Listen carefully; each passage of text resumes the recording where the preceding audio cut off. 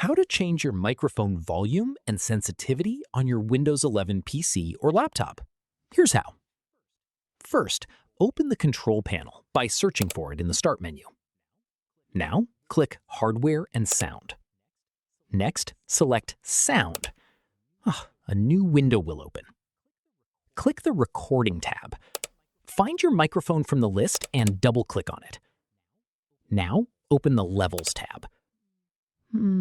Use the microphone slider to increase or decrease your microphone volume.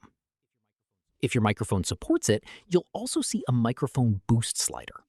Increase it carefully, as setting it too high may add unwanted background noise. Once you've adjusted the settings, click Apply, then OK to save the changes. That's it. Your microphone volume and sensitivity have now been updated and are ready to use for voice calls, recordings, and online meetings. Keep in mind that some microphones don't support the microphone boost option because the sensitivity is controlled by the hardware. In that case, you can still adjust the main microphone volume.